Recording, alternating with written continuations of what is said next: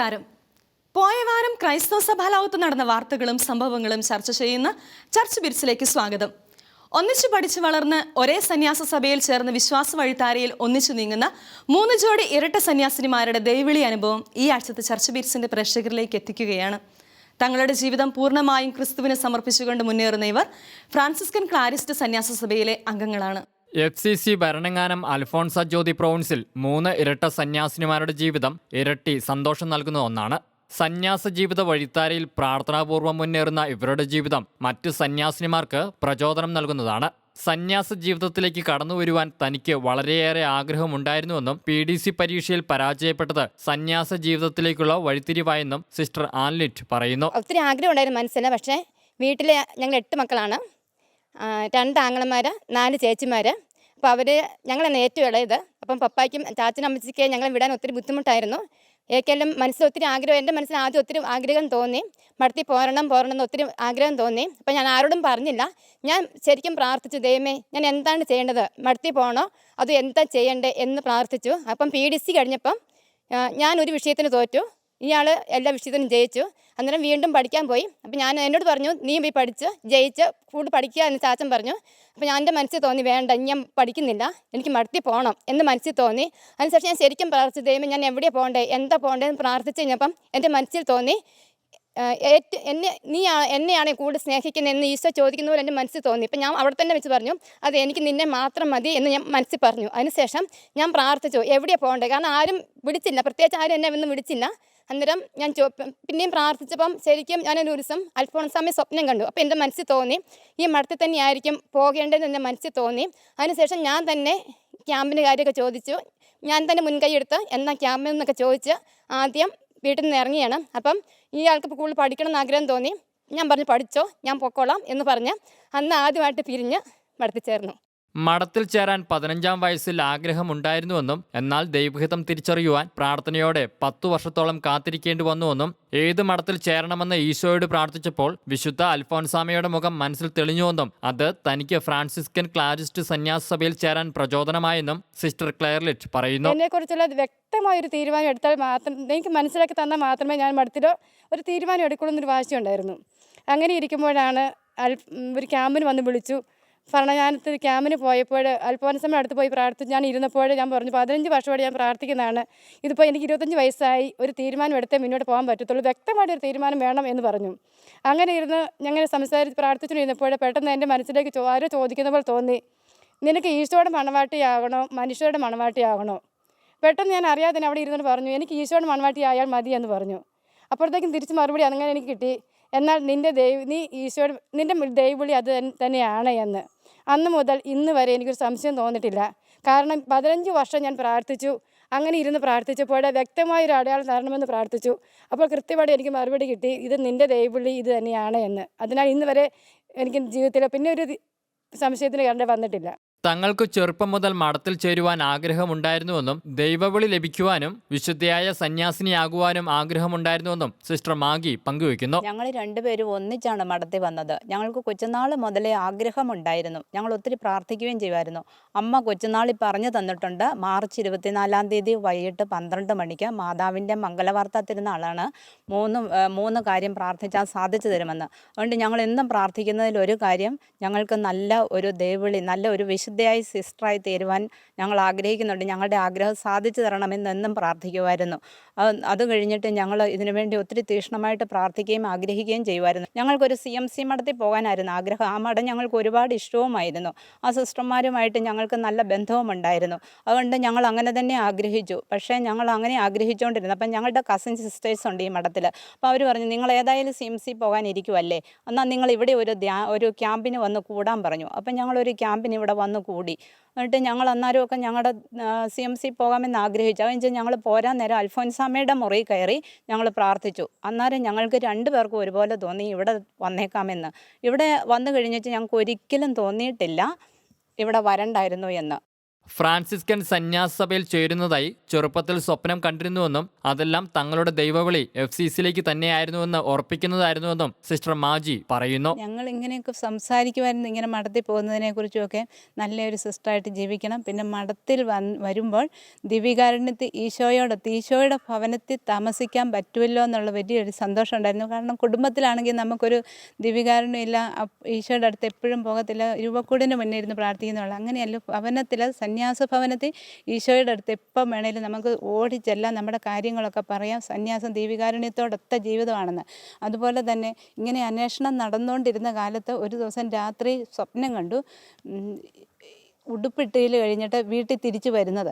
അപ്പോൾ ഒരു ആഷുടുപ്പിട്ടാണ് തിരിച്ചു വരുന്നത്. അപ്പോൾ വെളുപ്പിന് എഴുന്നേറ്റ് ഞാൻ അമ്മച്ചിയോട് എന്ന് പറഞ്ഞു, അമ്മച്ചി ഞങ്ങൾ CMC മഠത്തിലൊന്നും അല്ല പോകുന്നത്, ഒരു ക്ലാരമഠത്തിലാണ് പോകുന്നത്. കാരണം ക്ലാരമഠത്തിൽ ഉടുപ്പിട്ട് തിരിച്ചു വരുന്ന സ്വപ്നമാണ് കണ്ടെന്ന്. അത് കഴിഞ്ഞ് പിന്നെയും വീണ്ടും അന്വേഷിച്ച് പ്രാർത്ഥിച്ചുകൊണ്ടിരുന്നപ്പം വേറൊരു ദിവസം രാത്രി സ്വപ്നം കണ്ടു, ഈ എന്നും ഞങ്ങൾ പള്ളിയിൽ പോകുമായിരുന്നു. അപ്പം പള്ളി കുർബാനയുടെ ഇടയ്ക്ക് ഈശോ പെട്ടെന്ന് ഒരു രൂപക്കൂട് തുറന്ന് ഞങ്ങളുടെ അടുത്ത് വന്ന് നിൽക്കുക. അപ്പം മക്കളെ നിങ്ങൾക്ക് എന്താ വേണ്ടെന്ന് ചോദിച്ചു. ഞാൻ ചാടി ഈശോയോട് പറഞ്ഞു, ഈശോയെ ഞങ്ങളെ മുഴുവൻ അങ്ങേക്ക് അറിയാം, ഞങ്ങൾക്ക് വേണ്ടത് എന്താണെന്നും അങ്ങേക്ക് അറിയാം. അപ്പോൾ ഈശോ പറഞ്ഞു, മക്കളെ നിങ്ങൾ ഒന്നും കൊണ്ടും വിഷമിക്കേണ്ട, നിങ്ങൾക്ക് വേണ്ടത് അപ്പം തന്നോളാം എന്ന് പറഞ്ഞു. അപ്പം ഞങ്ങളെ സന്യാസത്തിലേക്ക് വിളിച്ചിട്ടുണ്ടെന്ന് ഞങ്ങൾക്ക് നല്ല ഉറപ്പുണ്ട്. പക്ഷേ എവിടെ പോകണമെന്നുള്ളതായിരുന്നു. പക്ഷേ അവസാനം ഈശോ ഇതെല്ലാം കാണിച്ചു തന്നു. അൽഫോൻസാമ്മയുടെ മുറിയിൽ ചെന്ന് പ്രാർത്ഥിച്ചതിനോടെ അതോടെ ഞങ്ങൾക്ക് വലിയൊരു സന്തോഷമായി. കാരണം ഇത്രയും നാൾ ഞങ്ങൾ അന്വേഷിച്ച് നടന്ന ഒന്ന് കണ്ടെത്തിയല്ലോ എന്നുള്ള ഒരു ആനന്ദമാണ് ഞങ്ങളുടെ മനസ്സിൽ ഇപ്പോഴും ഉള്ളത്. +2 പഠനത്തിന് ശേഷമാണ് സിസ്റ്റർമാരായ തെരേസ ജീസും ലിസ ജീസും സന്യാസ ജീവിതത്തിലേക്ക് കടന്നു വന്നത്. 10ാം ക്ലാസ്സിൽ പഠിക്കുമ്പോൾ ആദ്യം സന്യാസ ജീവിതത്തിലേക്ക് കടന്നു വരുവാനുള്ള ആഗ്രഹം വീട്ടിൽ അറിയിച്ചപ്പോൾ +2 പഠനത്തിന് ശേഷം തീരുമാനമെടുത്താൽ മതിയെന്ന് തങ്ങളുടെ മമ്മി പറഞ്ഞുവെന്നും ഇരട്ടകളായ സിസ്റ്റർ തെരേസ ജീസും ലിസ ജീസും പറയുന്നു. മഠത്തിൽ വന്നത് ആലോചിക്കുമ്പോൾ 10ാം ക്ലാസ് കഴിഞ്ഞപ്പോൾ മഠത്തിൽ പോകും എന്ന് പപ്പായോട് പറയുമ്പോൾ പപ്പായ്ക്ക് ശരിക്കും ഇതിനെക്കുറിച്ച് എതിർപ്പായിരുന്നു. പപ്പ ഇതിന് മിണ്ടാൻ സമ്മതിക്കില്ലായിരുന്നു. മഠത്തിൽ പോകുന്നുള്ള വാക്ക് വീട്ടിൽ പറയാൻ സമ്മതിക്കില്ലായിരുന്നു. പക്ഷേ മമ്മി +2 കഴിഞ്ഞ് നിങ്ങൾ എങ്ങോട്ടാണെങ്കിൽ നിങ്ങൾക്കത് അത് കഴിഞ്ഞിട്ട് ചിന്തിക്കുക, അതുവരെ നന്നായിട്ട് പഠിക്കാൻ പറഞ്ഞുകൊണ്ട് ഞങ്ങളെ പഠിക്കാൻ സപ്പോർട്ട് ചെയ്യുമായിരുന്നു. അപ്പം +2 കഴിഞ്ഞപ്പോഴും ഞങ്ങളുടെ ഈ ആഗ്രഹം ഇതുപോലെ തന്നെ നിൽക്കുന്നുണ്ട്. അപ്പം +2-ന് ഞങ്ങൾ ഹ്യൂമാനിറ്റീസ് ഗ്രൂപ്പാണ് എടുത്ത് പഠിച്ചത്. ആ എടുത്ത് പഠിച്ചതിൻ്റെ മെയിൻ ഉദ്ദേശം മഠത്തിൽ പോകണം. അപ്പം പപ്പായുടെ വലിയ ആഗ്രഹമായിരുന്നു സയൻസ് ഗ്രൂപ്പ് എടുത്ത് ഞങ്ങൾ പഠിക്കണമെന്നുള്ളത്. അപ്പം അന്നേരപ്പോഴും പറയും, ഞങ്ങൾ മുന്നോട്ട് ഉദ്ദേശിക്കുന്നത് മഠത്തിൽ പോകാനാണ്, എങ്കിലും ഞങ്ങൾ നന്നായിട്ട് പഠിച്ചു കഴിഞ്ഞ് +2 കഴിഞ്ഞപ്പോൾ ഒത്തിരി തടസ്സങ്ങളൊക്കെ ഉണ്ടായിരുന്നു. എങ്കിലും മഠത്തിൽ വരാനായിട്ട് വലിയ നിമിത്തം ദൈവം ഇടവരുത്തി. മഠത്തിൽ ചേരാൻ പപ്പായ്ക്ക് വീട്ടിൽ ആ കാര്യം പറയുന്നത് ഒട്ടും ഇഷ്ടമല്ലായിരുന്നു. അപ്പോൾ ഞങ്ങൾക്ക് വലിയ ആഗ്രഹമുണ്ട്. അപ്പോൾ +2 കഴിഞ്ഞപ്പോഴും ഇങ്ങനെ ഇഷ്ടക്കേടോടെ പപ്പ തുടരുന്നത് ഒരു വിഷമം തോന്നി. അപ്പോൾ ഏതായാലും ഞങ്ങൾ ഇങ്ങനെ പോകുള്ളെന്ന് വീട്ടുകാർക്കറിയാം, ഞങ്ങളുടെ രീതി അങ്ങനെയായിരുന്നു. ഒന്നും ഒരു രക്ഷയില്ലല്ലോ. പപ്പയുടെ അനിയൻ അച്ഛനാണ്, അമ്മയുടെ ആങ്ങളെ അച്ഛനാണ്, അവരൊക്കെ പുറത്തൊക്കെ ആയിരുന്നു. അപ്പോൾ അത്ര അടുത്തുള്ള സമീപനമൊന്നും അവരുടെ അടുത്തുനിന്ന് വന്ന് പറയാനോ ഒന്നും കിട്ടിയിട്ടൊന്നുമില്ല. സിസ്റ്റേഴ്സ് വീട്ടിൽ വരാറുണ്ടായിരുന്നു, പല കോൺഗ്രിഗേഷനിൽ വരാറുണ്ട്. അപ്പോൾ ഇത് എവിടെയോട്ട് പോകണം അങ്ങനത്തെ ഒന്നും അധികം വ്യക്തതയില്ലായിരുന്നു. +2 കഴിഞ്ഞിരിക്കുമ്പം ഞങ്ങളുടെ വികാരിയച്ഛൻ അലക്സാണ്ടർ മൂലക്കുന്നലച്ഛനും 2 സിസ്റ്റേഴ്സും കൂടെ വീട്ടിലേക്ക് ഒരു 11 മണിയൊക്കെ ആയപ്പോഴത്തേനും വന്നു. അപ്പോൾ പെട്ടെന്ന് ഓർക്കാപ്പുറത്ത് വന്നതാണ്. അപ്പോൾ ഈ അച്ഛൻ വന്നു, എല്ലാവരും ഞങ്ങൾ സന്തോഷത്തോടെ സ്വീകരിച്ചു. അപ്പോൾ അച്ഛന് പപ്പായോട് പറഞ്ഞു, അവരെ ഇനി വിട്ടേരെ കൊട്ടുമെന്ന് പറഞ്ഞു. അതിനുശേഷം പപ്പ ഒരു നോ പറയുകയോ, ഞങ്ങൾക്ക് എന്തോ ഒരു ലിബറേഷൻ കിട്ടിയ പോലെ ഞങ്ങൾക്ക് അതിനൊരു പെർമിഷൻ കിട്ടി. അങ്ങനെ ഞങ്ങൾക്ക് മഠത്തിൽ വരാനായിട്ട് സാധിച്ചു. ഇരട്ട സന്യാസിനിമാരെക്കുറിച്ച് സന്തോഷവും അഭിമാനവുമാണെന്നും ഇവർ തങ്ങളുടെ FCC സന്യാസിനി സമൂഹത്തിന് ഒരു മുതൽക്കൂട്ടാണെന്നും സഭയുടെ പ്രൊവിൻഷ്യൽ കൗൺസിലർ സിസ്റ്റർ അൻസീലിയ ചർച്ച് ബീറ്റ്സിൽ പങ്കുവച്ചു. ഞങ്ങൾക്ക് ഈ ഇരട്ട സഹോദരിമാരെക്കുറിച്ച് അഭിമാനമാണ്, സന്തോഷമാണ്. ഞങ്ങളുടെ പ്രൊവിൻസിന് ഇവരൊരു മുതൽക്കൂട്ടാണ്. ഇവർക്ക് എപ്പോഴും തന്നെ പരസ്പരം കാണണമെന്നും സ്നേഹിക്കണമെന്നും അടുത്തായിരിക്കണമെന്നും ഒക്കെ ആഗ്രഹമുണ്ടെങ്കിലും അവരതൊക്കെ ത്യജിച്ചിട്ട് ഞങ്ങൾ പറയുന്ന സ്ഥലങ്ങളിൽ ശുശ്രൂഷ ചെയ്യാൻ നല്ല മനസ്സ് കാണിക്കുന്ന നല്ല സഹോദരിമാരാണ്. ഈ കാലഘട്ടം എന്ന് പറയുന്നത് തികച്ചും FCCയെ സംബന്ധിച്ച്, സന്യാസത്തെ മൊത്തം സംബന്ധിച്ചും FCCയെ പ്രത്യേകമായി നോക്കുമ്പോൾ ഏറെ വെല്ലുവിളിയുള്ളൊരു കാലഘട്ടമാണ്. ഏറ്റവും കൂടുതൽ ദുഷ്പ്രചരണങ്ങൾ ഇപ്പോൾ നടന്നുകൊണ്ടിരിക്കുന്ന FCCയെക്കുറിച്ച് തന്നെയാണ്. അപ്പോൾ ഈ സാഹചര്യങ്ങളിൽ അതിനെല്ലാം അതിജീവിച്ച് ഇതിൽ സത്യസന്ധതയും അല്ലെങ്കിൽ സിസ്റ്റേഴ്സുമായിട്ടുള്ള ബന്ധങ്ങളോ അങ്ങനെയുള്ള കാര്യങ്ങൾ കൊണ്ട് അവരുടെ നല്ല ജീവിതവും മാതൃകയൊക്കെ കൊണ്ട് സന്യാസത്തിലേക്ക് വരുന്ന ദൈവവിളികൾ തീർച്ചയായും നല്ല ഉറപ്പുള്ള ദൈവവിളികളാണെന്നാണ് എൻ്റെ തോന്നൽ. പ്രാർത്ഥനയിൽ അധിഷ്ഠിതമായ ജീവിതത്തിലൂടെ കർത്താവിന് തങ്ങളെ തന്നെ വിട്ടു നൽകിക്കൊണ്ട് ജനനം മുതൽ വിശ്വാസത്തിലും ജീവിതത്തിലും ഒരുപോലെ വളർന്നു വന്ന കർത്താവിന്റെ ഇരട്ട മണവാട്ടിമാരായ സന്യാസിനിമാരുടെ ദൈവവിളി അനുഭവം സന്യാസ ജീവിതത്തിലേക്ക് കടന്നു വരുവാനിരിക്കുന്നവർക്ക് പ്രചോദനം നൽകുന്നതാണ്. പാല, കുന്നോന്നി, ചാലിക്കോട്ടയിൽ വർക്കി ത്രേസ്യാമ്മ ദമ്പതികളുടെ മക്കളാണ് സിസ്റ്റർ ആൻലിറ്റും സിസ്റ്റർ ക്ലെയർലിറ്റും. കാഞ്ഞിരപ്പള്ളി, തമ്പളക്കാട്, വേങ്ങാളൂർ മാത്യു മേരിക്കുട്ടി ദമ്പതികളുടെ മക്കളാണ് സിസ്റ്റർ മാജിയും സിസ്റ്റർ മാഗിയും. പാല, ഏണ്ടയാർ, വടക്കേൽ സെബാസ്റ്റ്യൻ, ത്രേസ്യാമ്മ ദമ്പതികളുടെ മക്കളാണ് സിസ്റ്റർമാരായ ലിസ ജീസും തെരേസ ജീസും. ഇനി പോയ വാരത്തിൽ ആഗോള സഭയിൽ നടന്ന വാർത്തകളിലേക്കും ക്രിസ്തുമസ് വിശേഷങ്ങളിലേക്കും ഒരു തിരിഞ്ഞുനോട്ടം.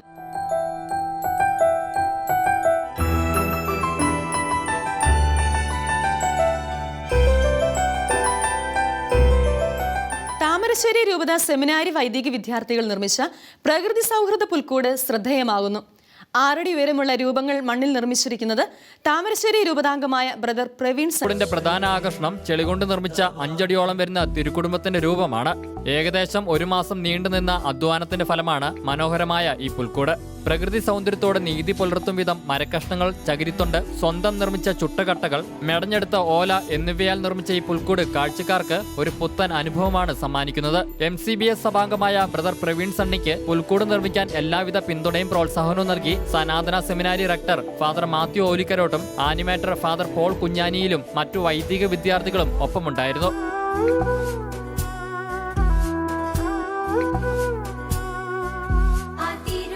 ജന്മനാ സംസാരശേഷിയില്ലാത്ത തൃശൂർ സ്വദേശി ജോഷിയുടെ കരവിരുതിൽ വിരിഞ്ഞ പുൽക്കൂട് ആരെയും ആകർഷിക്കുന്നതാണ്. പുൽക്കൂട് മത്സരത്തിൽ നിരവധി തവണ പുരസ്കാരങ്ങൾ നേടിയിട്ടുള്ള ജോഷി കഴിഞ്ഞ 13 വർഷമായി പുൽക്കൂട് നിർമ്മിക്കുവാൻ തുടങ്ങിയിട്ട്.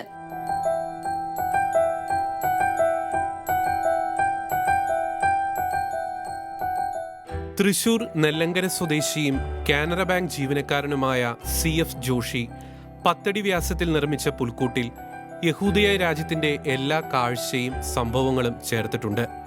പുൽക്കൂട് മത്സരങ്ങളിൽ നിരവധി തവണ പുരസ്കാരങ്ങളും ജോഷി സ്വന്തമാക്കിയിട്ടുണ്ട്.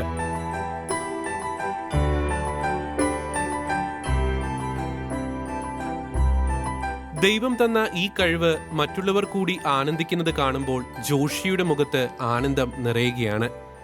തങ്ങൾ എല്ലാ വർഷവും പുൽക്കൂട് നിർമ്മിക്കാറുണ്ടെന്ന് ജോഷിയുടെ സഹോദരൻ ജോഫി പറയുന്നു. ജോഷി ആള് ബദിരൻ സംസാരിക്കില്ല. ആളിപ്പോ ഒരു 13 കൊല്ലമായിട്ട് ഇപ്പോൾ ക്രിബൊക്കെ ഇങ്ങനെ അറേഞ്ച് ചെയ്യുന്നുണ്ട്, ഭംഗിയായിട്ട് ചെയ്യുന്നുണ്ട്, കുഴപ്പമില്ലാണ്ട്. ഞങ്ങൾക്ക് ഇപ്പോൾ ഒരു 5-6 കൊല്ലമായിട്ട് ഫസ്റ്റ് കിട്ടുന്നതാണ്. ദൈവപുത്രന്റെ തിരുപ്പിറവിയെ അനുസ്മരിച്ച് വിവിധ ക്രൈസ്തവ സഭാ മേലധ്യക്ഷന്മാർ വിശ്വാസികൾക്കായി ക്രിസ്തുമസ് സന്ദേശം നൽകി. ദൈവത്തിന്റെ മഹത്വമാണ് മിശിഹായുടെ ജനനത്തിലൂടെ ലോകത്തിന് ലഭ്യമായതെന്നും സഭാ മേലധ്യക്ഷന്മാർ സന്ദേശത്തിലൂടെ അറിയിച്ചു.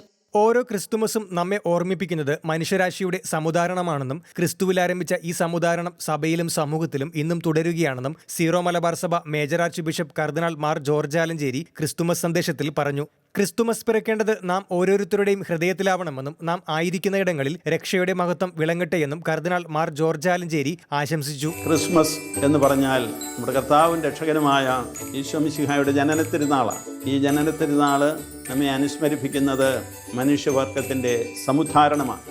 ക്രിസ്തുവിൽ ആരംഭിച്ച ഈ സമുദ്ധാരണം ഇന്നും തുടർന്നുകൊണ്ടിരിക്കുകയാണ് സഭയിൽ, സമൂഹത്തിൽ. അവിടുന്ന് തന്നെയാണ് തുടരുന്നത്.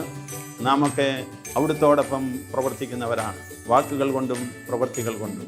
കർത്താവായ യേശുക്രിസ്തുവിന്റെ ജന്മദിനം സന്തോഷഭരിതമായി ഓർക്കുകയും ആഘോഷിക്കുകയും ചെയ്യുന്നത് നമ്മെ സംബന്ധിച്ച് വളരെ ആഹ്ലാദകരമായ അനുഭവമാണെന്ന് സീറോ മലങ്കര പരമാധ്യക്ഷൻ ആർച്ച് ബിഷപ്പ് കർദിനാൾ മാർ ബസേലിയോസ് ക്ലിമീസ് കാത്തോലിക്ക ബാവയും ക്രിസ്തുമസ് സന്ദേശത്തിലൂടെ വിശദീകരിച്ചു. യേശുക്രിസ്തുവിന്റെ ജനനം പ്രത്യാശയുടെ പെരുന്നാളായി പഴയ നിയമത്തിലും പ്രവാചകന്മാരിലും അത് സൂചിതമായിരുന്നു. ഒരു വലിയ പ്രകാശത്തോട് താരതമ്യം ചെയ്ത് അന്ധകാരത്തിലിരുന്ന ജനം ആ പ്രകാശത്തിൻ്റെ തെളിമയിൽ സന്തോഷിച്ചത് സർവത്തിൽ നിന്നുള്ള വിമോചനം ഈ പ്രത്യേക ജന്മത്തിൽ കണ്ടത് ദൈവത്തിൻ്റെ മനുഷ്യരുടെ ഇടയിലുള്ള സാന്നിധ്യമായി അതിനെ വിശ്വാസപൂർവം സ്വീകരിച്ചത് സർവ മനുഷ്യർക്കും വേണ്ടിയുള്ള ദൈവത്തിൻ്റെ വലിയ സ്നേഹത്തിൻ്റെ ആവിഷ്കാരമായി ഈ മനുഷ്യാവതാരത്തെ കണ്ടത് എല്ലാം മനുഷ്യന്റെ മനസ്സിന് കുളിർമയും പ്രത്യാശയും ജീവിതത്തെക്കുറിച്ചുള്ള അതിൻ്റെ മഹത്വീകരിക്കപ്പെട്ട ദർശനവുമെല്ലാം ലഭ്യമാക്കുന്ന അനുഭവമാണ്. ദൈവത്തിന്റെ മഹാമനസ്കതയുടെ ഏറ്റവും വലിയ പ്രകടനമായിരുന്നു തിന്മയുടെ കൂരിരുട്ടിൽ കഴിഞ്ഞിരുന്ന മാനവരാശിക്ക് വെളിച്ചമായി ഭൂമിയിലിറങ്ങി വന്ന് അവരോടൊത്ത് ജീവിച്ചതെന്ന് വരാപ്പുഴ അതിരൂപത arch bishop doctor Joseph Kalathiparambil Christmas സന്ദേശത്തിലൂടെ വ്യക്തമാക്കി. യേശുവാകുന്ന പ്രകാശം നാം സ്വീകരിച്ചെങ്കിൽ മാത്രമേ ആ സ്നേഹപ്രകാശം ഇല്ലായ്മയിൽ കഴിയുന്നവർക്കായി പങ്കുവയ്ക്കുവാൻ നമുക്ക് സാധിക്കുകയുള്ളൂവെന്നും archbishop doctor Joseph Kalathiparambil ഓർമ്മിപ്പിച്ചു. യേശുവാകുന്ന പ്രകാശം നാം സ്വീകരിച്ചെങ്കിൽ മാത്രമേ ആ സ്നേഹപ്രകാശം ഇല്ലായ്മയിൽ കഴിയുന്നവർക്കായി പങ്കുവയ്ക്കാനും നമുക്ക് സാധിക്കുകയുള്ളൂ. കുരിശിൻ്റെ വിശുദ്ധ യോഹന്നാൻ നമ്മെ അനുസ്മരിപ്പിക്കുന്നു. ജീവിത സായാഹ്നത്തിൽ സ്നേഹം വിധി നടത്തും. ദൈവം സ്നേഹിച്ച ലോകത്തിലാണ് നാം എല്ലാവരും വസിക്കുന്നതെന്ന യാഥാർത്ഥ്യത്തെ മറക്കുവാൻ ഇടയാകരുതെന്നും ഈ ലോകത്തെ അത്രമാത്രം സ്നേഹിക്കുന്ന മിശിഹായാകുന്ന ദൈവത്തെ ക്രിസ്തുമസ് നാളിൽ കണ്ടെത്താനാണ് നാം ശ്രമിക്കേണ്ടതെന്നും മാർത്തോമ സഭ പരമാധ്യക്ഷൻ ഡോക്ടർ തിയഡോഷ്യസ് മാർത്തോമ മെത്രാപ്പോലിത്ത ക്രിസ്തുമസ് സന്ദേശത്തിലൂടെ അറിയിച്ചു. ദൈവം സ്നേഹിച്ചതായിട്ടുള്ള ഒരു ലോകത്തിലാണ് ഞാനും നിങ്ങളും ആക്കപ്പെട്ടിരിക്കുന്നത് എന്നുള്ള യാഥാർത്ഥ്യത്തെ മറക്കുവാനായിട്ട് ഇടയാകരുത്. ഈ ലോകത്തിൻ്റെ വിഷമതകളും വേദനകളും കഷ്ടതകളും പ്രയാസങ്ങളും പ്രതിസന്ധികളും എല്ലാം അഭിമുഖീകരിക്കുന്നതായിട്ടുള്ള അവസരത്തിൽ തന്നെ ദൈവവചനം നമ്മെ ഓർമ്മിപ്പിക്കുകയാകുന്നു, ദൈവം ഈ ലോകത്തെ സ്നേഹിച്ചു എന്നുള്ളത്. ഉണ്ണിയേശുവിന്റെ പിറവിയുടെ ആനന്ദം പങ്കുവെച്ച് വിവിധ രാജ്യങ്ങളിലെ കുഞ്ഞുങ്ങൾ ഒത്തുചേർന്ന് ആലപിച്ച നീനോ ജിസൂസ്മി എന്ന ഗാനം തരംഗമാകുന്നു. അക്കൊലൈറ്റ് ചിൽഡ്രൻ എന്ന അന്താരാഷ്ട്ര ബാലഗായക സംഘം പുറത്തിറക്കിയ 6ാമത്തെ video ഗാനമാണിത്.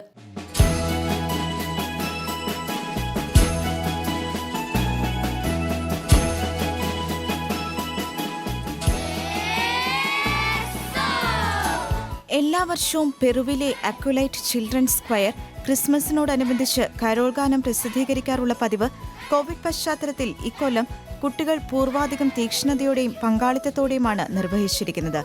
Peru, Paraguay, Mexico, Spain എന്നിവിടങ്ങളിൽ നിന്നുള്ള കുഞ്ഞുങ്ങൾ ഗാനത്തിൽ സജീവമായിട്ടാണ് പങ്കുചേർന്നിരിക്കുന്നത്.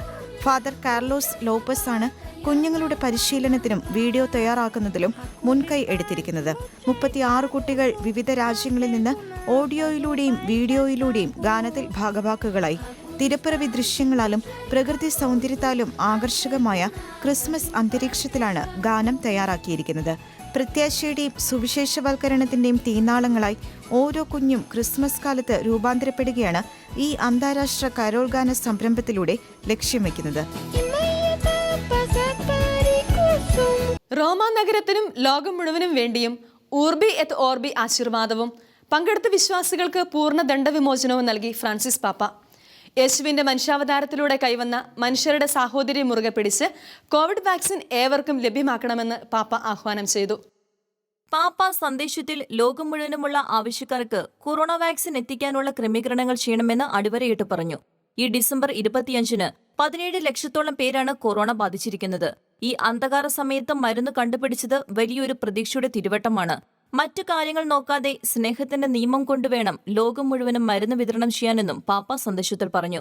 തന്റെ ചാക്രിക ലേഖനമായ ഫ്രെത്തേലി തൂത്തി ഉദ്ധരിച്ചുകൊണ്ട് ലോകം മുഴുവനും ഒരു കുടുംബവും നാം എല്ലാവരും സഹോദരങ്ങളുമാണെന്ന് പാപ്പ പറഞ്ഞു.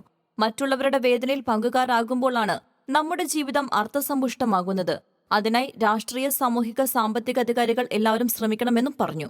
കൊറോണ സാഹചര്യത്തിൽ ജനം തിങ്ങിക്കൂടുന്ന ഒഴിവാക്കാൻ വത്തിക്കാൻ ചൗത്തരത്തിനു പകരം വത്തിക്കാനകത്തുള്ള അപ്പസ്തോലിക ആശീർവാദ മുറിയിൽ വെച്ചായിരുന്നു ലോകം മുഴുവനുമുള്ള വിശ്വാസികൾക്കായി ഉർബിയെ തോർബി ആശീർവാദം നൽകിയത്. തിരഞ്ഞെടുക്കപ്പെട്ട 50 പേർക്ക് മാത്രമാണ് അകത്തു പങ്കെടുക്കാൻ അനുവാദമുണ്ടായിരുന്നത്. പാവപ്പെട്ടവനും രോഗിയും ജോലി നഷ്ടപ്പെട്ടവനും അഭയാർത്ഥിയും തഴയപ്പെട്ട സ്ത്രീയും എല്ലാവരും എന്റെ സഹോദരങ്ങളാണെന്ന് പാപ്പ പറഞ്ഞു. ബെത്ലഹേമിലെ കാലിത്തൊഴുത്തിൽ പിറന്ന ഉണ്ണി അവർക്കെല്ലാവർക്കും രക്ഷകനാണെന്നും പറഞ്ഞു. Syria, Yemen, Iraq, Libya, Lebanon, കിഴക്കൻ ഉക്രൈൻ എന്നിവിടങ്ങളിലെ ആഭ്യന്തര കലാപങ്ങളും അക്രമങ്ങളും വംശഹത്യകളും അവസാനിപ്പിക്കാൻ ആഹ്വാനം ചെയ്യുകയും ചെയ്തു. Mali, Cameroon, Niger, Burkina Faso, Ethiopia എന്നിവിടങ്ങളിലെ തീവ്രവാദ പ്രവർത്തനങ്ങളെ അവസാനിപ്പിക്കാൻ പാപ്പ പ്രാർത്ഥിച്ചു. ഫിലിപ്പീൻസ്, വിയറ്റ്നാം എന്നിവിടങ്ങളിലെ പ്രകൃതിക്ഷോഭങ്ങളിൽ ബുദ്ധിമുട്ട് അനുഭവിക്കുന്നവർക്കും കൊറോണ വ്യാപനം കൂടിക്കൊണ്ടിരിക്കുന്ന അമേരിക്കയ്ക്കും വേണ്ടിയും പാപ്പ പ്രാർത്ഥിച്ചു. സന്ദേശത്തിനും പ്രാർത്ഥനയ്ക്കും ശേഷം പാപ്പ ചുവന്ന ഊറാറ ധരിച്ച് മാർപ്പാപ്പയുടെ പ്രത്യേക ആശീർവാദം നൽകി. ലോകത്ത് ആദ്യമായി കമ്പ്യൂട്ടർ സയൻസിൽ PhD നേടിയ വനിത ഒരു കത്തോലിക്ക കന്യാസ്ത്രീയാണെന്ന വസ്തുത അധികമാരും അറിഞ്ഞിരിക്കാൻ ഇടയില്ല. സ്ത്രീകൾക്ക് കമ്പ്യൂട്ടർ മേഖല അപ്രാപ്യമായൊരു കാലത്താണ് സിസ്റ്റേഴ്സ് ഓഫ് ചാരിറ്റി സഭാംഗമായ sister Mary Kenneth Keller computer സയൻസിൽ PhD നേടുന്നത്. 1965 സിസ്റ്റർ മേരിക്ക് കമ്പ്യൂട്ടർ സയൻസിൽ PhD ലഭിക്കുന്നത്. ഇതോടെ അമേരിക്കയിലും ലോകത്തും കമ്പ്യൂട്ടർ സയൻസിൽ PhD നേടിയ ആദ്യ വനിതയായി സിസ്റ്റർ മേരി മാറി. 1914 ഓഹിയോയിലാണ് സിസ്റ്റർ മേരിയുടെ ജനനം. 1940 നിത്യവ്രത വാഗ്ദാനം സ്വീകരിച്ച ശേഷം സിസ്റ്റർ കണക്കിൽ ബാച്ചിലേഴ്സ് ഡിഗ്രിയും കണക്കിലും സയൻസിലും മാസ്റ്റേഴ്സ് ഡിഗ്രിയും കരസ്ഥമാക്കി. വെറുമൊരു കമ്പ്യൂട്ടർ വിദഗ്ധ എന്നതിലുപരി വിവരങ്ങൾ എല്ലാവർക്കും ലഭ്യമാകണമെന്ന് ആഗ്രഹിച്ചിരുന്നൊരു വനിതയായിരുന്നു sister Mary. 1960 sister Mary Wisconsin സർവകലാശാലയിൽ ചേരുന്നത്. മിഷിഗണിലെ പെർഡ്യൂ സർവകലാശാലയിലും ഡാർട്ട്മൗത്ത് കോളേജിലും സിസ്റ്റർ തന്റെ പഠനം പൂർത്തിയാക്കി. ഡാർട്ട്മൗത്ത് കോളേജ് തങ്ങളുടെ കമ്പ്യൂട്ടർ സെന്ററിൽ സ്ത്രീകൾക്കുള്ള വിലക്ക് നീക്കിയതാണ് സിസ്റ്റർ മേരിക്ക് കമ്പ്യൂട്ടർ സയൻസ് പഠിക്കുവാൻ അവസരമൊരുക്കിയത്. ഇത് ബേസിക് എന്ന കമ്പ്യൂട്ടർ ലാംഗ്വേജ് വികസിപ്പിക്കുന്നതിൽ പങ്കാളിയാകുവാൻ സിസ്റ്റർ മേരിക്ക് വഴിയൊരുക്കി. ബേസിക്കിന് മുമ്പ് ഗണിതശാസ്ത്രജ്ഞർക്കും ശാസ്ത്രജ്ഞർക്കും മാത്രമായിരുന്നു തങ്ങളുടെ രീതിയിലുള്ള സോഫ്റ്റ്വെയർ വികസിപ്പിക്കുവാൻ കഴിഞ്ഞിരുന്നത്. എന്നാൽ ആർക്കും പഠിക്കാവുന്ന ഒരു കമ്പ്യൂട്ടർ ഭാഷയായിരുന്നു BASIC. Inductive inference of computer generated patterns എന്ന പേരിൽ CDC ഫോർട്രാൻ 63 സിസ്റ്റർ തൻ്റെ PhDക്ക് വേണ്ട പ്രബന്ധം തയ്യാറാക്കിയത്. ഇയോവയിലെ ക്ലാർക്ക് കോളേജിൽ ഒരു കമ്പ്യൂട്ടർ വിഭാഗവും സിസ്റ്റർ മേരി സ്ഥാപിച്ചു. 20 വർഷക്കാലം സിസ്റ്റർ അതിൻ്റെ ഡയറക്ടറായി സേവനം ചെയ്തു. ജനങ്ങളെ സമർത്ഥരും സ്വയമായി ചിന്തിക്കുവാൻ കഴിവുള്ളവരുമാക്കുന്ന ഒരു കാലഘട്ടമായിരുന്നു സിസ്റ്ററിൻ്റെ സ്വപ്നം. കൃത്രിമ ബുദ്ധിക്ക് പുറമെ ജനങ്ങൾക്ക് അറിവ് നേടുന്നതിനും സഹായിക്കുവാൻ കമ്പ്യൂട്ടറിന് കഴിയുമെന്നും കാലം ചെല്ലുന്തോറും പക്വമതികളായ വിദ്യാർത്ഥികളുടെ എണ്ണം കൂടുമെന്നും ഇത്തരത്തിലുള്ള പഠനങ്ങളുടെ പ്രാധാന്യം വർദ്ധിക്കുമെന്നും പ്രവചിച്ച സിസ്റ്റർ മേരി കെന്നത്ത് കെല്ലർ 1985 ജനുവരി 10 നിത്യസമ്മാനത്തിനായി വിളിക്കപ്പെട്ടത്. നീണ്ട 35 വർഷക്കാലം തിരുസഭയ്ക്കും സമുദായത്തിനും നൽകിയ സേവനങ്ങളെ പരിഗണിച്ച് സ്കോട്ട്ലൻഡ് സ്വദേശി 81-കാരിയായ ആൻ കെല്ലിക്ക് മാർപ്പാപ്പയുടെ ഉന്നത ബഹുമതിയായ ബെനമെറിൻഡി മെഡൽ ലഭിച്ചു. കത്തോലിക്ക സഭയ്ക്ക് ചെയ്യുന്ന സേവനങ്ങളെ മുൻനിർത്തി വ്യക്തികൾക്ക് നൽകുന്ന അംഗീകാരമാണ് ബെനമെറിൻഡി മെഡൽ. ഡിസംബർ 13 സ്കോട്ട്ലൻഡിലെ ലോച്ചിയിലുള്ള സെന്റ് മേരി ഇമാക്കുലേറ്റ് കൺസെപ്ഷൻ ദേവാലയത്തിൽ വെച്ച് റവറൽ മാർ കാസിഡിയാണ് 15 പേരുടെ മുത്തശ്ശിയും 2 കുട്ടികളുടെ മുതുമുത്തശ്ശിയുമായ ആൻ കെല്ലിക്ക് റോമിൽ നിന്നും അയച്ച ബെനമെറിൻഡി പതക്കവും സർട്ടിഫിക്കറ്റും സമ്മാനിച്ചത്. സഭയ്ക്ക് നൽകിയ സേവനങ്ങൾക്ക് മാത്രമല്ല, മറിച്ച് സ്വന്തം ദൗത്യം നിറവേറ്റുവാൻ മറ്റുള്ളവരെ പ്രാപ്തരാക്കുവാൻ കെല്ലി നടത്തിയ ശ്രമങ്ങൾക്കുള്ള അംഗീകാരം കൂടിയാണ് ബഹുമതിയെന്ന് റവറൽ മാർ കാസിഡി പറഞ്ഞു. ഏതാനും മാസങ്ങൾക്ക് മുമ്പ് ഇടവക അംഗങ്ങൾക്ക് വിശുദ്ധ കുർബാനയുടെ തത്സമയ സംപ്രേഷണം കാണുന്നതിനായി ഒരു ഫേസ്ബുക്ക് അക്കൗണ്ട് ഉണ്ടാക്കിക്കൊണ്ട് ഈ 81-ാമത്തെ വയസ്സിലും താൻ സാങ്കേതിക വിദഗ്ധ തന്നെയാണെന്ന് കെല്ലി തെളിയിച്ചിരുന്നു. ദേവാലയത്തിൽ ദിവ്യകാരുണ്യം നൽകുന്നതിന് സഹായിക്കുന്നതിന് പുറമെ കഴിഞ്ഞ ഏതാനും ദശകങ്ങളായി രോഗികളായ ഇടവക അംഗങ്ങളെ ശുശ്രൂഷിക്കുന്നതിലും കെല്ലി തൽപരയായിരുന്നു. ക്രിസ്മസ് അടക്കമുള്ള ഇടവകയിലെ പ്രധാന ആഘോഷങ്ങളുടെ മുഖ്യ സംഘാടകയും കെല്ലി തന്നെയായിരുന്നുവെന്നത് ശ്രദ്ധേയമാണ്. 1831 പയസാറാമൻ പാപ്പയുടെ കാലത്ത് പേപ്പൽ ആർമിയിലുള്ളവരെ ആദരിക്കുന്നതിനാണ് ബെനമെറിൻഡി മെഡൽ നിലവിൽ വന്നത്. എന്നാൽ 1925 ആയപ്പോഴേക്കും തിരുസഭയ്ക്ക് നൽകുന്ന സേവനങ്ങളെ പ്രതി വൈദികർക്കും ആൽമായർക്കും മെഡൽ സമ്മാനിക്കാൻ തുടങ്ങി. വെള്ളയും മഞ്ഞയും കലർന്ന റിബണിൽ കൈയൊടുത്തി അനുഗ്രഹം ചൊരിയുന്ന യേശുവിൻ്റെ രൂപം ആലേഖനം ചെയ്തിട്ടുള്ള ഗ്രീക്ക് കുരിശിൻ്റെ മാതൃകയിലുള്ള നിലവിലെ മെഡൽ രൂപകൽപ്പന ചെയ്തത് വിശുദ്ധ പോൾ 6 പാപ്പയാണ്.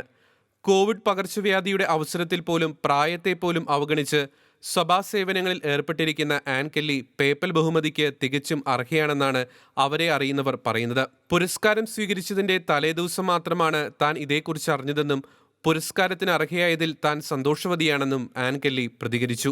സെറിബ്രൽ പാൾസി ബാധിച്ച 13 വയസ്സുകാരന്റെ ക്രിസ്തുമസ് സന്ദേശവും ക്രൈസ്തവ സാക്ഷ്യവും അനേകർക്ക് പ്രചോദനമാകുന്നു. കണ്ണുകൾക്ക് മാത്രം ചലനശേഷിയുള്ള ജോനാഥൻ ബ്രയാൻ തന്റെ കണ്ണുകളിലൂടെ ക്രിസ്തുവിന്റെ സ്നേഹം പ്രഘോഷിക്കുന്നത് ആയിരങ്ങളോടാണ്.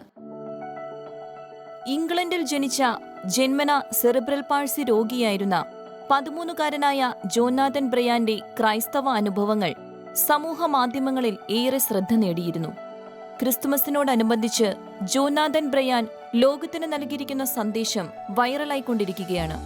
ചരിത്രത്തിലെ ഏറ്റവും വലിയ സംഭവമായ ക്രിസ്തുമസിനെ ഒരു മഹാമാരിക്കും ഇല്ലാതാക്കാനോ അതിന്റെ മാഹാത്മ്യത്തെ കുറയ്ക്കാനോ ആവില്ലെന്നാണ് ജോനാഥന്റെ സന്ദേശം ആരംഭിക്കുന്നത്. മാനുഷികമായി പറഞ്ഞാൽ തികച്ചും അപ്രതീക്ഷിതവും കലുഷിതവുമായ അന്തരീക്ഷത്തിലായിരുന്നു രക്ഷകന്റെ ജനനമെന്ന് ജോനാഥൻ അനുസ്മരിപ്പിച്ചു. പൂർണ്ണ ഗർഭിണിയായിരിക്കെ പരിശുദ്ധ മറിയം നടത്തിയ ദീർഘയാത്രയും കുഞ്ഞിനെയും അമ്മയെയും സംരക്ഷിക്കാനുള്ള ജോസഫിന്റെ വ്യാകുലതയും ലോകദൃഷ്ടിയിൽ ദൈവപുത്രന്റെ ജനനത്തിന് പ്രതികൂല സാഹചര്യങ്ങളായിരുന്നെങ്കിലും ആ പ്രതിസന്ധികളുടെ നടുവിൽ ക്രിസ്തു ഇമ്മാനുവേലായി നമ്മോടൊപ്പമായിരിക്കാൻ ഇറങ്ങി വന്നതിലെ അത്ഭുതം ജോനാഥൻ വിവരിക്കുന്നു. അതിനാൽ കോവിഡിന്റെ ഭീതിയും നിയന്ത്രണങ്ങളും ദൈവം ഒപ്പമുള്ള അനുഭവത്തിന് തടസ്സമാകരുതെന്നും അന്ധകാരത്തിൽ പ്രകാശമായി അവതരിച്ചവനുമായി എല്ലാവരും വ്യക്തിപരമായ ഒരു കണ്ടുമുട്ടലിന്റെ അനുഭവത്തിലേക്ക് വരണമെന്നും അതാണ് തന്റെ പ്രാർത്ഥനയെന്നും ജോനാഥൻ വിവരിക്കുന്നു. 7-ാം വയസ്സിൽ ആരോഗ്യ പ്രശ്നങ്ങളാൽ സ്കൂൾ വിദ്യാഭ്യാസം നിർത്തിയ ജോനാഥൻ കുടുംബത്തിന്റെ സഹായത്തോടെ കണ്ണുകളുടെ ചലനത്താൽ സ്പെല്ലിംഗ് ബോർഡ് ഉപയോഗിച്ച് ആശയവിനിമയത്തിനായി പുതിയ മാർഗം കണ്ടെത്തുകയായിരുന്നു. കണ്ണുകളുടെ ചലനത്തിലൂടെയും ഏവരെയും അതിശയിപ്പിക്കുന്ന പുഞ്ചിരിയിലൂടെയും ബ്രയാൻ ഇന്ന് തന്റെ ക്രൈസ്തവ വിശ്വാസത്തിന്റെയും അതിലൂടെ താൻ അനുഭവിക്കുന്ന ആനന്ദത്തിന്റെയും കഥകൾ പങ്കുവയ്ക്കുന്നു. താൻ യേശുവിനെ സ്നേഹിക്കുന്നുവെന്നും സ്വരമില്ലാത്തവർക്ക് സ്വരമാകാൻ അവിടുന്ന് തന്നെ തിരഞ്ഞെടുത്തിരിക്കുകയാണെന്നും ജോനാഥൻ പറയുന്നു. ഐ ക്യാൻ റൈറ്റ് എന്ന ജോനാഥന്റെ ജ്ഞാനസമ്പന്നമായ ഗ്രന്ഥവും ലോകശ്രദ്ധ നേടിയിരുന്നു. വരാപ്പുഴ അതിരൂപത CSC അണിയിച്ചൊരുക്കിയ ക്രിസ്തുമസ് ഗാനം സമൂഹമാധ്യമങ്ങളിൽ തരംഗമാകുന്നു. തൂമഞ്ഞും പൂനിലാവും പെയ്തിറങ്ങിയ എന്ന് തുടങ്ങുന്ന ഗാനം ആലപിച്ചിരിക്കുന്നത് പ്രശസ്ത പിന്നണി ഗായകൻ കെസ്റ്ററാണ്. വരാപ്പുഴ അതിരൂപതാംഗമായ ഫാദർ എബിജിൻ അറയ്ക്കൽ രചനയും ഫാദർ ടിജോ തോമസ് സംഗീതവും നൽകിയിരിക്കുന്ന ഗാനത്തിന് മികച്ച പ്രതികരണമാണ് സമൂഹമാധ്യമങ്ങളിൽ ലഭിക്കുന്നത്. ഈ റിപ്പോർട്ടോടെ ഈ ആഴ്ചത്തെ ചർച്ച് ബീറ്റ്സ് പൂർണ്ണമാവുകയാണ്. ഇനി ക്രൈസ്തവ സഭാലോകത്തെ വാർത്തകളും വിശേഷങ്ങളുമായി അടുത്തയാഴ്ച ഇതേ ദിവസം ഇതേ സമയം കാണാം. നന്ദി, നമസ്കാരം. തൂമഞ്ഞും പൂനിലാവും പെയ്തിറങ്ങിയ ദിവ്യരാവിൽ മഞ്ഞിലുദിച്ചൊരു പൊൻതാരകം പുൽക്കൂട്ടിൽ പ്രകാശമായി. തൂമഞ്ഞും പൂനിലാവും പെയ്തിറങ്ങിയ ദിവ്യരാവിൽ മഞ്ഞിലുദിച്ചൊരു പൊൻതാരകം പുൽക്കൂട്ടിൽ പ്രകാശമായി. ആ പ്രകാശം പാൽ നിലാവായി. സന്മനസ്സുള്ളോർക്ക് ശാന്തി ദൂതായി. മാലാഖമാർ വീണമീട്ടി മോദാ. ഗ്ലോറിയ ഗീതം മുഴങ്ങി. Gloria Gloria in excelsis Deo. Gloria gloria in excelsis Deo.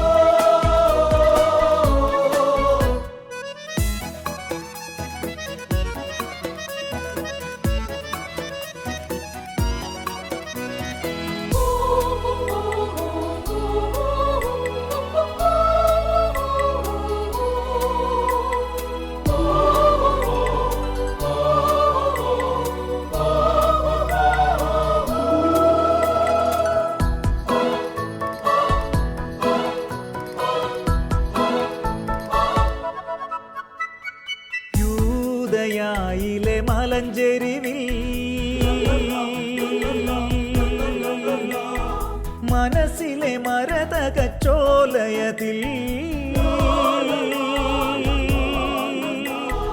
യൂദയായിലെ മലഞ്ചെരിവിൽ മനസ്സിലെ മരതകച്ചോലയതിൽ നന്മ നിറഞ്ഞവരാട്ടിടയർ കൂരിരുൾ നീങ്ങും വെളിച്ചം കണ്ടു. മാലാഖമാരുടെ ഗാനം കേട്ടു.